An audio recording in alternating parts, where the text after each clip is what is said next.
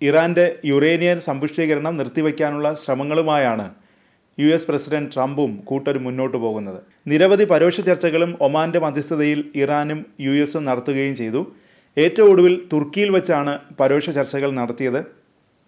ഇപ്പോഴിതാ നിലപാട് വ്യക്തമാക്കിയിരിക്കുകയാണ് ഇറാൻ ഒരിക്കലും സമാധാനപരമായ ആണവ പദ്ധതി ഉപേക്ഷിക്കില്ലെന്നാണ് പ്രസിഡന്റ് പെസഷ്കിയൻ വ്യക്തമാക്കുന്നത്. എല്ലാ ആണവ പദ്ധതികളും തടസ്സപ്പെടുത്തുകയാണ് USന്റെ ലക്ഷ്യം.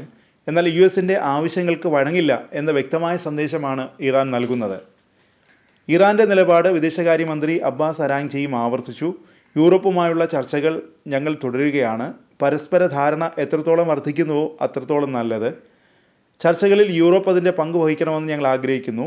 എന്നാൽ നിർഭാഗ്യവശാൽ ദുർബലമായ പങ്കാളിത്തമാണ് യൂറോപ്പിൽ നിന്നുണ്ടാകുന്നതെന്നും അരാങ്ചി കുറ്റപ്പെടുത്തി.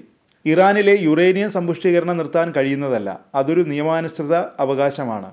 ഇറാൻ്റെ ഒരു പ്രധാന ശാസ്ത്രീയ നേട്ടമാണത്. നമ്മുടെ ആണവ ശാസ്ത്രജ്ഞരുടെ ജീവൻ ഉൾപ്പെടെ വില നൽകിയാണ് ആ നേട്ടം നമ്മൾ കൈവരിച്ചത്. അത് ഞങ്ങൾ ഉപേക്ഷിക്കുമെന്ന് ആരും പ്രതീക്ഷിക്കേണ്ട, അരാങ്ചി വ്യക്തമാക്കി. ഇതാണ് ഇറാൻ്റെ നിലപാട്. ഈ നിലപാട് അംഗീകരിക്കാത്ത ഏത് ചർച്ചയും പരാജയപ്പെടും.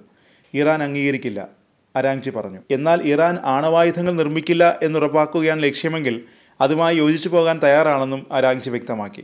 ആണവ ചർച്ചകളെ ചൊല്ലി ഉയർന്ന നയതന്ത്ര സംഘർഷങ്ങൾക്കിടയിലാണ് അരാങ്ചി അഭിപ്രായം പറഞ്ഞത്. ഇറാന്റെ 1% ആഭ്യന്തര യുറേനിയം സമ്പുഷ്ടീകരണം പോലും അനുവദിക്കാൻ USന് കഴിയില്ല എന്നാണ് ട്രംപ് ഭരണകൂടം പറയുന്നത്. ട്രംപ് ഭരണകൂടത്തിൻ്റെ പശ്ചിമേഷ്യയിലേക്കുള്ള പ്രത്യേക ദൂതൻ സ്റ്റീവ് വിറ്റ്കോഫാണ് ഇക്കാര്യം അടുത്തിടെ പറഞ്ഞത്. US ഇറാനെ ഔദ്യോഗികമായി ഇക്കാര്യം അറിയിച്ചിട്ടുണ്ടെന്നും വിറ്റ്കോഫ് പറഞ്ഞു. ഞങ്ങളുടെ കാഴ്ചപ്പാടിൽ ഇറാന്റെ യുറേനിയം സമ്പുഷ്ടീകരണം പൂർണ്ണമായി നിർത്തിവെക്കണം.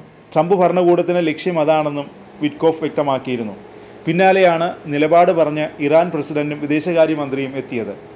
സമാധാനപരമായ ആണവ പദ്ധതികളുമായി ബന്ധപ്പെട്ട് ഇറാൻ USുമായി 4 റൗണ്ട് പരോക്ഷ ചർച്ചകൾ നടത്തി. ഒമാന്റെ മധ്യസ്ഥതയിലുള്ള ചർച്ചകളെ ഇരുപക്ഷവും പോസിറ്റീവാണെന്നാണ് വിശേഷിപ്പിച്ചത്.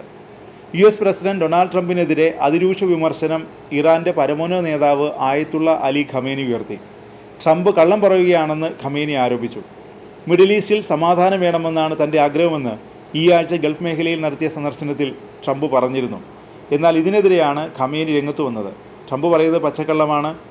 ഗസയിലെ കുട്ടികളെ കൊല്ലാൻ ഇറാന് 10 ടൺ ബോംബാണ് US നൽകിയതെന്ന് ഖമേനി വിമർശിച്ചു. വെള്ളിയാഴ്ച UAEയിൽ നിന്ന് തിരിക്കവേ മാധ്യമങ്ങളോട് സംസാരിച്ച ട്രംപ് ആണവ പദ്ധതി വിഷയത്തിൽ USന്റെ നിർദ്ദേശങ്ങളിൽ ഇറാൻ പെട്ടെന്ന് തീരുമാനം എടുക്കണമെന്നും അല്ലെങ്കിൽ എന്തെങ്കിലും മോശമായത് സംഭവിക്കുമെന്നും പറഞ്ഞിരുന്നു.